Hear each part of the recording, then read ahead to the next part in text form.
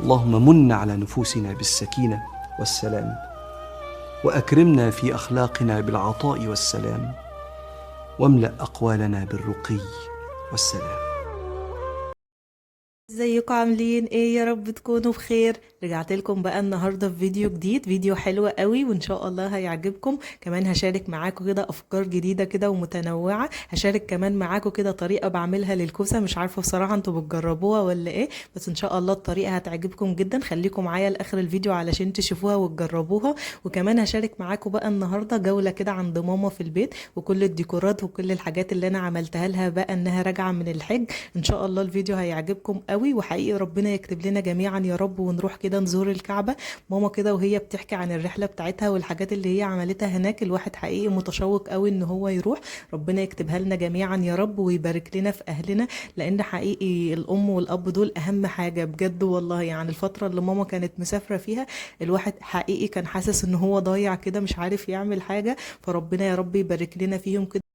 بصوا بقى، اول حاجه بدات ان انا اعملها، قورت الكوسه كده وجهزتها في الصينيه اللي انتوا شايفينها دي. انا لسه ما غسلتهاش ولا حاجه، انا بس الاول كده برصها وبشوف يعني الصينيه دي مثلا كده هتقضيها ولا استخدم صينيه اصغر او اكبر او كده. فهي لسه بقى هغسلها واظبطها وكده. وكمان بدات الاول ان انا اجهز كده الصلصه. بس قبل كده ما ندخل بقى في موضوع الصلصه، شايفين بقى التقوير اللي انا طلعته من الكوسه ده؟ نقيت منه شويه كده وحطيتهم في الطاسه اللي انتوا شايفينها دي، وهتشوفوا بقى هنعمل بيه ايه. هنكمل الفيديو كده ونشوف هنعمل بيهم ايه. هنعمل بيهم وصفة حلوة جدا وان شاء الله هتعجبكم. بس خليكم زي ما قلت لكم كده معايا لاخر الفيديو، وما تنسوش كمان تشتركوا في القناة وتفعلوا الجرس علشان يوصل لكم كل الفيديوهات اللي انا بنزلها. وكمان تكتبوا لي تعليق حلو كده بقى يشجعني، ونستمر ان شاء الله ان احنا نعمل فيديوهات كتير قوي مع بعض. بصوا بقى، بدأت ان انا احط بصلة كده وكمان معاها فلفل من اللي هو الاخضر، وبدأت كده ان انا اضربهم. دي اول حاجة هبدأ ان انا اجهزها، اللي هي الصلصة بقى بتاعة المحشي.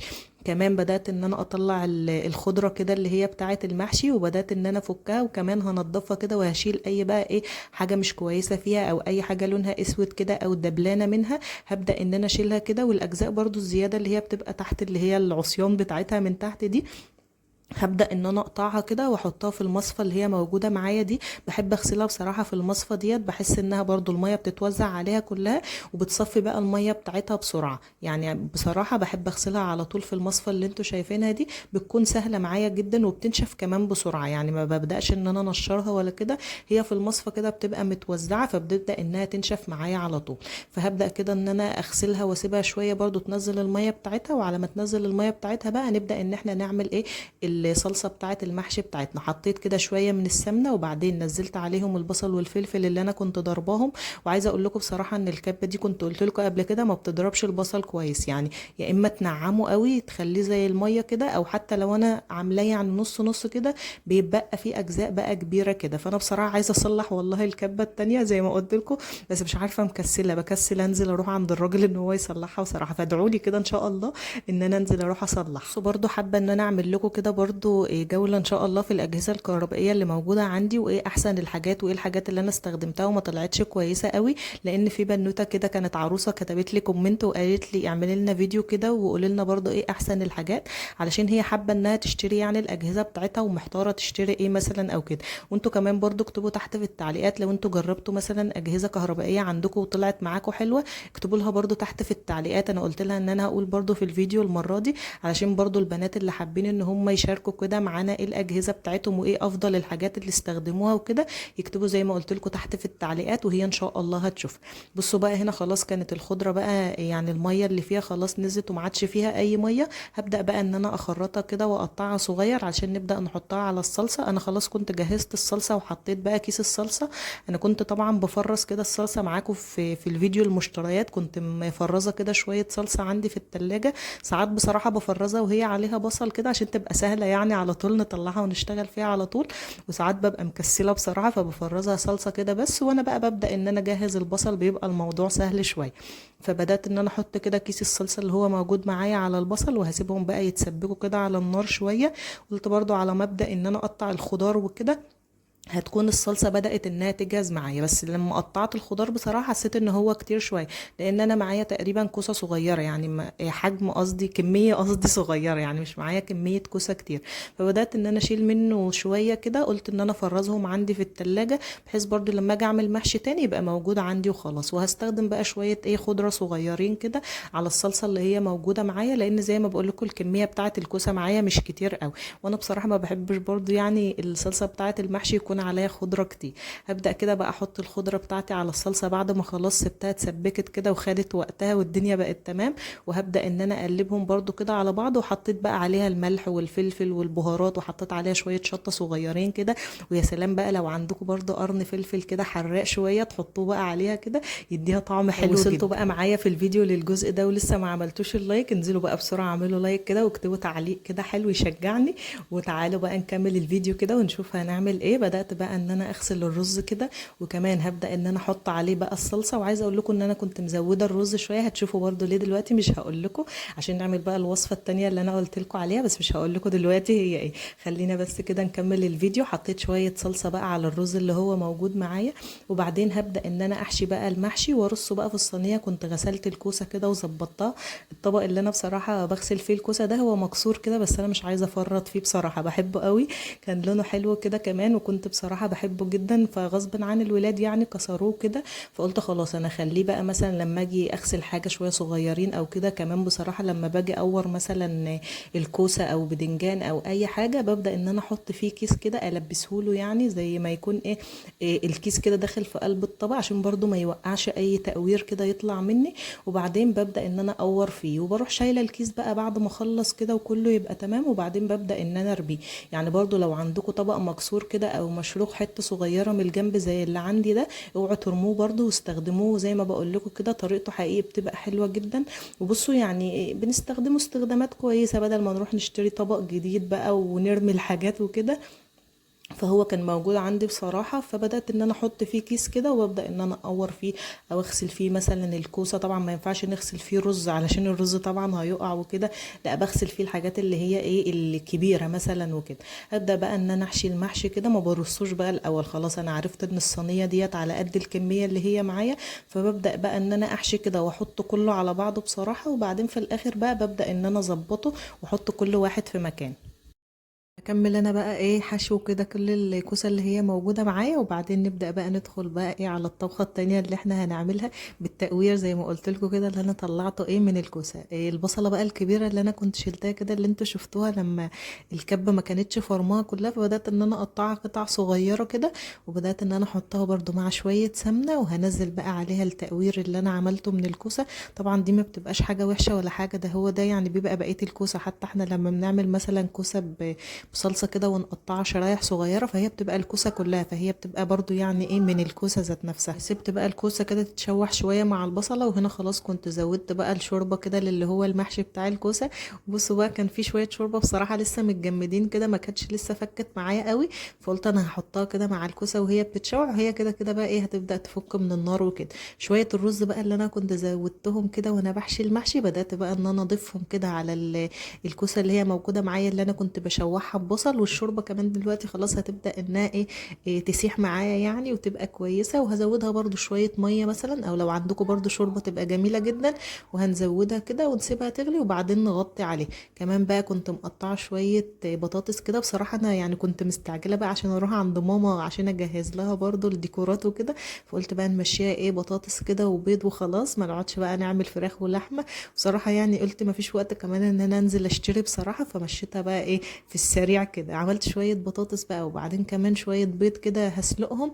وهنا خلاص كان الرز بقى ابتدى يستوي معايا، بصوا شكله طالع حلو جدا.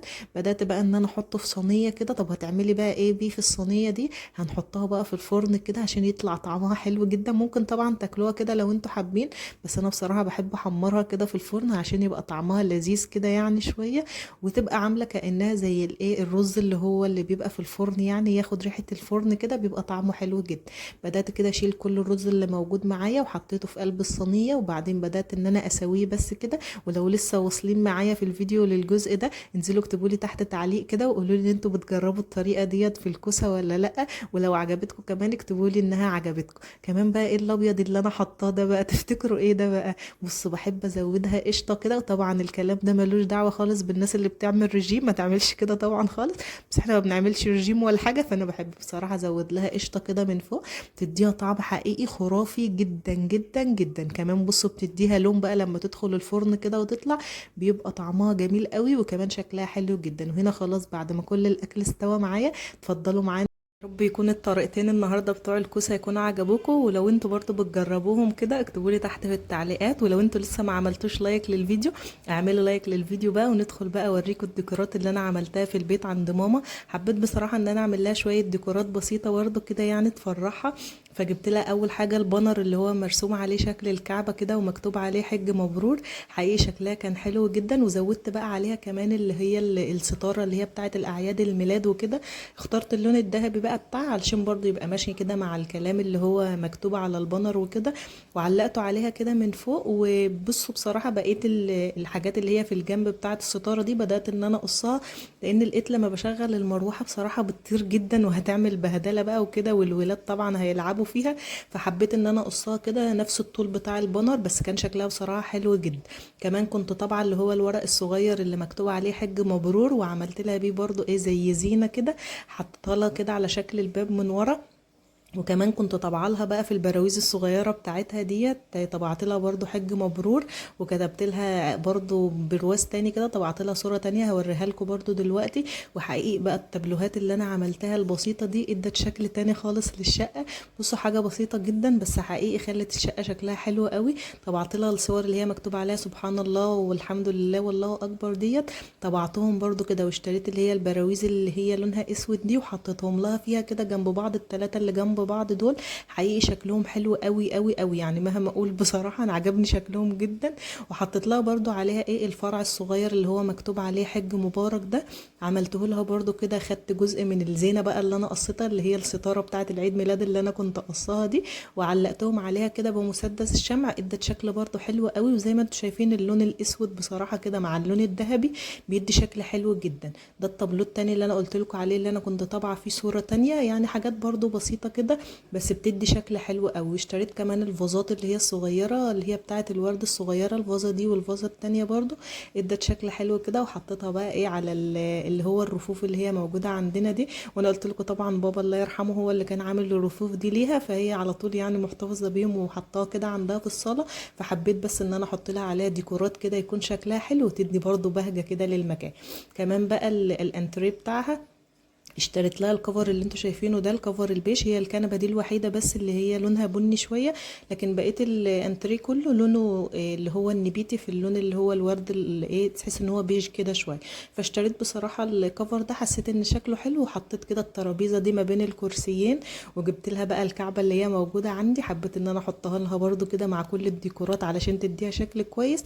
وعملت لها برده ستاند بلالين كده اللون الابيض مع اللون الذهبي. بصراحه الاشكال كلها كده كانت جميله كده ونطقه مع بعضها، وادت شكل حلو جدا للصاله عندها. اشتريت كمان السجاده اللي هي النبيت اللي موجوده ديت، وفرشتها كده على الموكيت اللي هي فرشاه في الارض، وجبت لها الفازه الصغيره دي وحطيتها لها برده على الترابيزه كده. بقى الشكل حلو قوي حقيقي. قولوا لي برده رايكم كده في التنسيقات البسيطه اللي انا عملتها دي، يا رب تعجبكم. هي عجبتها بصراحه جدا وكانت مبسوطه بيها. انتوا برده قولوا لي كده رايكم تحت في التعليقات. وكمان عملت لها شويه برده تغيير بسيط كده في المطبخ عندها، عملت لها ورقه الاذكار وورقه كمان كده، وعلقت لها شويه فروع برده من الورد كده. يا رب يكون الفيديو النهارده عجبكم وبكل تفاصيله. ما تنسوش بقى تعملوا لايك للفيديو، وكمان تشتركوا في القناه وتفعلوا الجرس علشان يوصلكوا كل الفيديوهات اللي انا بنزلها وكل الافكار والديكورات لسه اللي هنعملها مع بعض. واستنوني ان شاء الله في فيديو